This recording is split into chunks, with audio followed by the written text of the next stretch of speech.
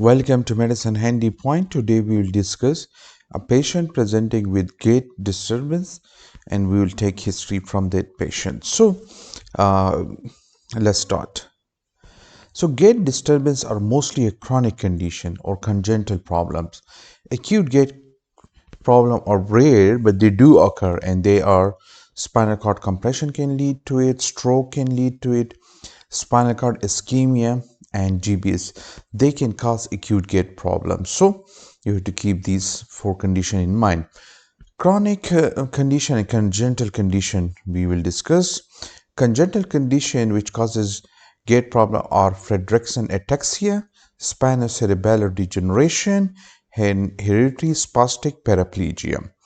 There is one because they cause gait problem in young patient. There is one another non-congenital condition in young age which is multiple sclerosis. So they have to be our in mind when we take the history.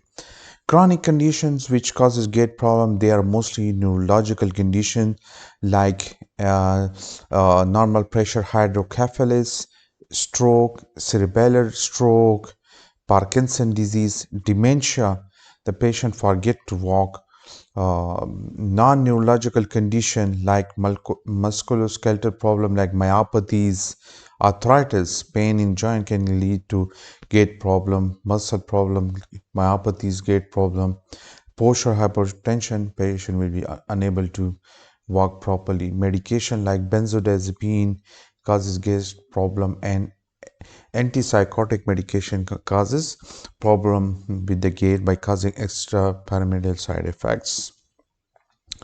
So when we start the history, we ask about the onset, whether the onset is sudden, because if it is sudden, it may be spinal cord compression, stroke, trauma, the acute conditions which we discussed. Then we'll ask about the duration, as a longer duration will point definitely towards the chronic causes for gait problem.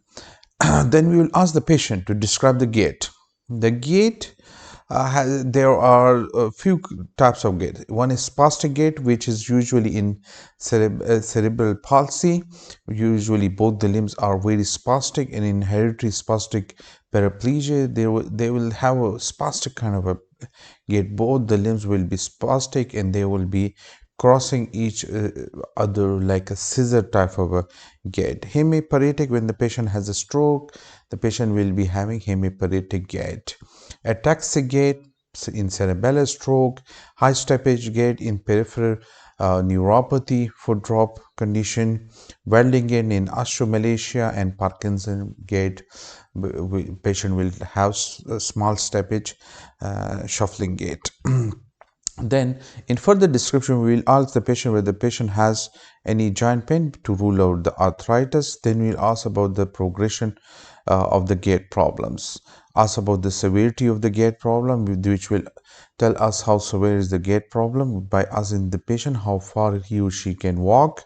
And then we will ask any such problem in the past, because multiple sclerosis can present at different time with different presentation. Then we will ask what makes it better, what make it worse. Associated symptoms which could lead to etiology. So we'll ask about neurological symptoms like unilateral limb weakness, dysphagia, visual problem, facial weakness. It could be stroke, visual problem in urinary incontinence. It could be multiple sclerosis, and tremors with gait problem. It could be Parkinson disease, memory problem with urinary incontinence points to a normal pressure hydrocephalus, paresthesia in lower limb or recent diarrhea points towards GBS.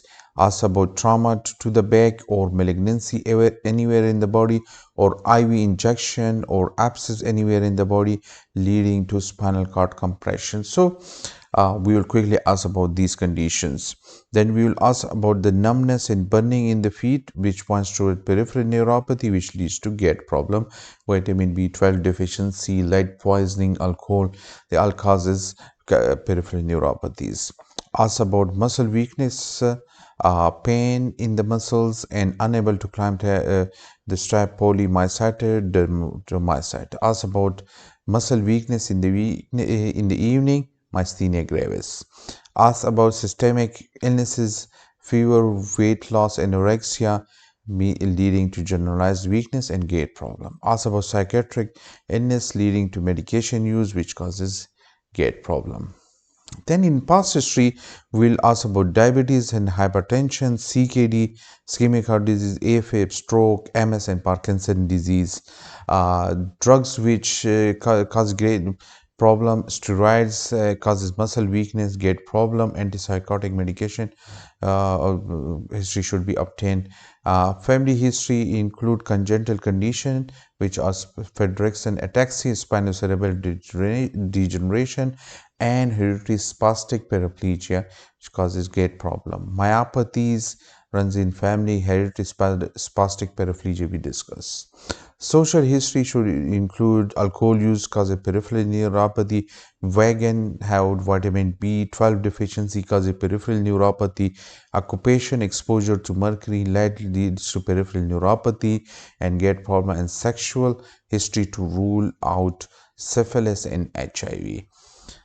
I hope this covered all about the gait history, and I hope you like the video and please subscribe.